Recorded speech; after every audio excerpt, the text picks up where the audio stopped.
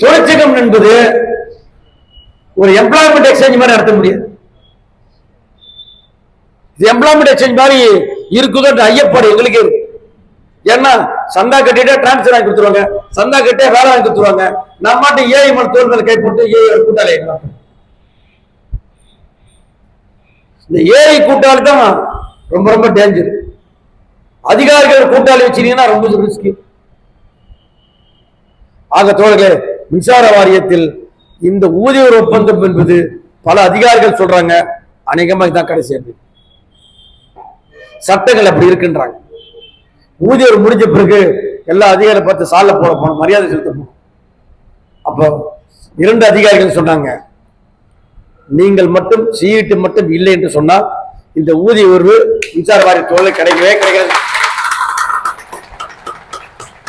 ஏன் சொல்றது தெரியுமா?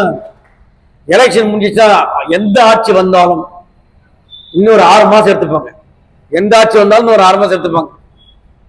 6 மாதத்திற்கு பிறகு திரும்ப தொடங்கும். ஏற்கனவே 28 மாசம், இன்னொரு 6 மாசம் போச்சுன்னா 1/1/2026 பே கமிஷன் வந்துடும்.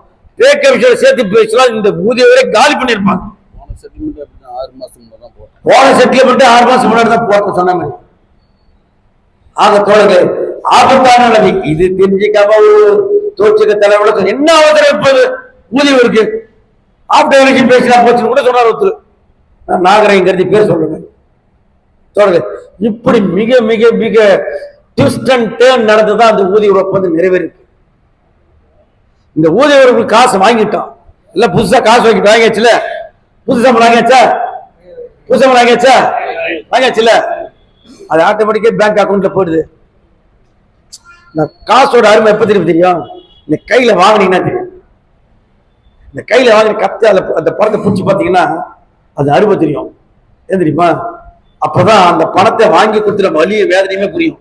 அது மாதிரி எலக்ட்ரானிக்கா இ டிரான்சாக்ஷன் ஆயிப்போதா. நான் கத்திக்கணும்னா என்னமா நிறைய பேர் கத்துறாங்களா? நம்ம கத்துறவங்கள வலியே தெரியுது கிடையாது. தோழர்களே, 25 ஆண்டுகளுக்கு முன்பாக ஒன்று சொல்றவங்களுக்கு, 25 30 வருஷத்துக்கு முன்னாடி களப்பணி ஊழியர்களுக்கு பே ஸ்லிப்பே கிடையாது. பே ஸ்லிப்பே கிடையாது 30 வருஷத்துக்கு முன்னாடி. அதுக்கே சண்டை போட்டோம். பே ஸ்லிப்னு போட்டு பே டிஹெச்ஆர்ஏசிசி ஏனிக்கு ரெக்கவரி அப்படின்னு போட்டு ஏஐ கையெழுத்து போட்டு கொடுங்க என்று அந்த உத்தரவை வாங்குறதுக்கு மிகப்பெரிய போராட்டம் பண்ணோம். அக்கிட்டன்ஸ் சொல்லுவாங்க. அப்படி வாங்கின அந்த பணம் இருக்குல்ல, அந்த மெத்தட் இருக்குல்ல, அதுக்கே ஃபைட் அடிச்சோம். ஆப்டர் ஃபுல்லா மாத்துறதுக்கு ஃபைட் அடிச்சோம். சேஃப்டி எக்யூப்மெண்ட் ஃபைட் அடிச்சோம். நிறைய பண்ணோம். ஆனா இப்ப என்ன நடக்குதுன்னா, எதை பற்றியுமே கவலைப்படாம அது பணம் தானா வானத்தில் இருந்து கொட்டுதுன்னு நினைச்சிட்டு தானா தொண்டு போடுது நினைக்கிறாங்க. ஒன் ஃபைன் மார்னிங் வந்து அப்படியே டார்க் ஆகும்போது தான் உங்களுக்கு தெரியும் நான் சொன்ன இந்த இத்தனை விஷயங்கள் எவ்வளவு நிஜம். டார்க் ஆயிடுச்சு சொன்ன பிறகு நிக்கல, பின்னாடி வருத்தப்பட்டு எந்த பிரயோஜனம் இல்லை. ஆக தோழர்களே, மின்சார வாரியத்தை பொறுத்தவரையில் தமிழக அரசுக்கு இணையான ஒரு நிறுவனம். தமிழக அரசு ஒரு ஆண்டுக்கு 12 லட்சம் கோடிகள் டர்ன் பண்ணும். 12 லட்சம் கோடிகள். அது 6 ஒரு பங்கு 2 லட்சம் கோடிகளை டர்ன் பண்ணது மின்சார வாரியம். மாநில அரசு துறைகளே அதிகமான சம்பளம் நமக்கு. மாநில அரசு துறையிலே செல்வாக்கு மிகுந்த துறை நமது துறை. மாநில அரசு துறையில எங்க போனாலும் செல்வாக்கானவர்கள் நம்ம தான். அது துறை மட்டுமல்ல, நம்ம சொந்த ஊருக்கு போனாலும் மிகப்பெரிய செல்வாக்குன்னா அது துறையின் மூலமாக கிடைக்கக்கூடிய செல்வாக்கு நமக்கு. இதை தனியார் துறை எந்த கிடைக்குமா? டன்லப் தனியார் துறை தான். என்ன செல்வாக்கு இருக்கு? எம்ஆர்எஃப் தனியார் துறை தான். அசோக் லேண்ட் தனியார் துறை தான். சமூகத்தில் என்ன செல்வாக்கு செலுத்த முடியும் அவங்க? இங்கிலீஷ் இன்றைக்கு இப்போ ஜிஇசி இல்ல அல்ஸ்டாப் நல்ல துறை தான், நல்ல சம்பளம் கொடுக்குறாங்க. அவேரப்போ என்ன செல்வாக்கு செலுத்த முடியும்? எல்என்டி நல்ல நிறுவனம் தான், மெட்ரோ நல்ல நிறுவனம் தான். இன்னும் சமூகத்தில் என்ன செல்வாக்கு செலுத்த முடியும்? ஆனால் இன்னும் அதாவது தமிழ்நாடு மின்சார வாரியம் என்ற அந்த பொதுத்துறை மிகப்பெரிய செல்வாக்க சமூகத்தை செலுத்தும். அதான் மற்ற துறைக்கு நம்ம துறைக்குள்ள வித்தியாசம். ஆக தோழர்களே, இந்த துறையை பாதுகாப்பது மிக மிக மிக மிக முக்கியம். ஈவு அங்கீகாரத்தில் நடக்குது. நமக்கு ஓட்டு போடணும். எப்படி போடுவாங்க?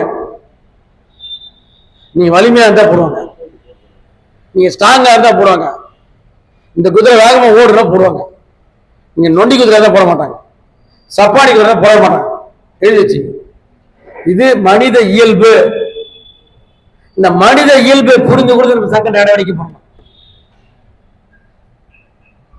ஏன் இதெல்லாம் உங்களுக்கு சொல்ல தெரியுங்களா? இதெல்லாம் ஒண்ணு தெரிஞ்சுக்காமலேயே சங்கம் நடத்துறது, இல்லை தெரிஞ்சுக்காமலே தொழிலை பாக்குறது.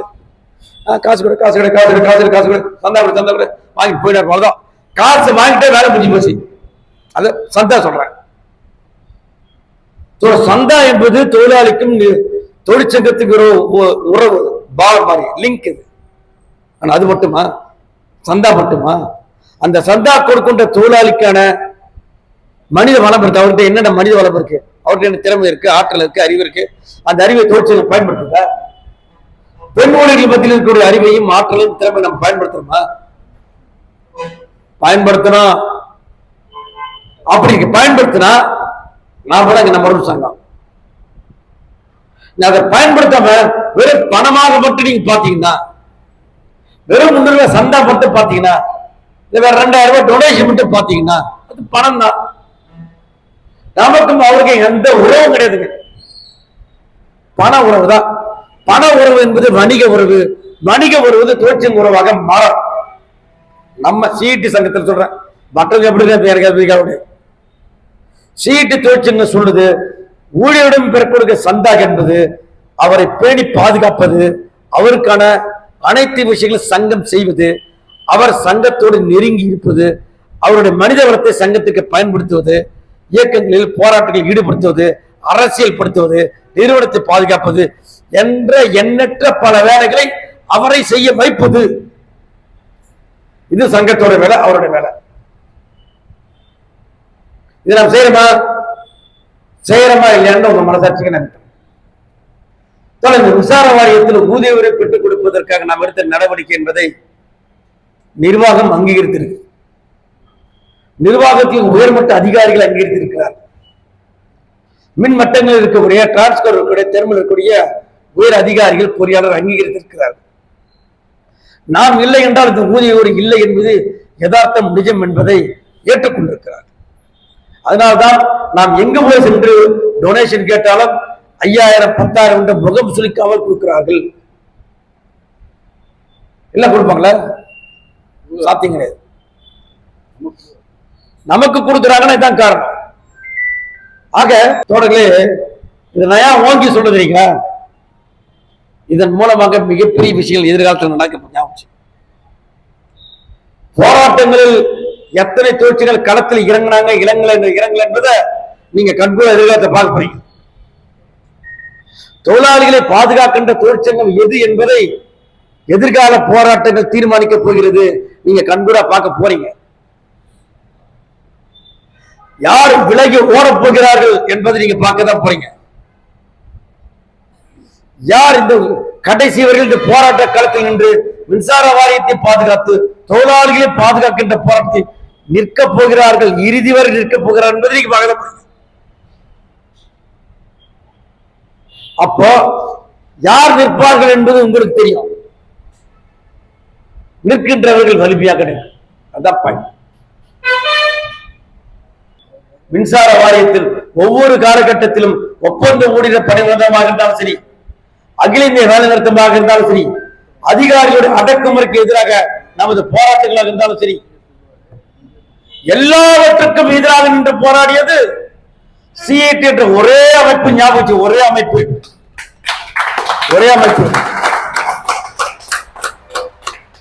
அக்டோபர் 7, 8 போராட்டத்தில் கேங்மேன் பணியாளர்களுக்காக நாம் மட்டுமே தனித்து நின்று 36 மணி நேர போராட்டத்தை நாம் மட்டும் பண்ணோம். ஜனவரி 19ஆம் தேதியிலிருந்து ஆஃப்லைன் இயக்கத்தை 45 நாட்களுக்கு மேலாக தன்னந்தனியாக ஒரே தொழிற்சங்கமாக இருந்து போராடி வெற்றி கண்டு சிடி சங்கம். இப்ப நிறைய சொல்லணும்னு வச்சுங்களேன். நிகழ்காலத்தில் 2, கடந்த காலத்தில் 100. ஆக போராட்டத்தின் எண்ணற்ற வடிவங்கள் இருக்கு. போராட்டத்தில் கண்ட வெற்றிகள் 100 இருக்கிறது. நாம் எந்த காலத்தில் புறமுதுகிட்டு ஓடிதாக வரலாறு கிடையாது. நேருக்கு நேராக நின்று போராடி மார்பில் புண்ணை ஏந்தி போராடுவோம். இந்த மின்சார வாரியத்தை பாதுகாப்பதற்காக, தொழிலாளிகளை பாதுகாப்பதற்காக அந்த போராட்டத்தை மீண்டும் மீண்டும் எடுப்போம், போராடும் என்றுதான் நீங்கள் கீழே போய் சொல்லணும். போராடாமல் மடிந்து போக முடியாது. மின்துறையை பொதுத்துறையாக நீடிக்க வேண்டும் என்று வேறு சில விஷயங்கள் இருக்கு. அதை சொல்லி நான் நிறைவு செய்யறேன். விவசாயிகளுக்கு இலவச இணைப்பு மின்துறையாக இருந்தால் பொதுத்துறையாக தான் கிடைக்கும். மானிய விலையில் மின்சாரம் பொதுத்துறையாக இருந்தால் தான் கிடைக்கும். விசைத்தறி இன்னும் பிற சிறு குறு தொழில்கள் பொதுத்துறை இருந்தால் தான் கிடைக்கும். மாங்கும் விலையில் மின்சாரம் பொதுத்துறை இருந்தால் தான் கிடைக்கும்.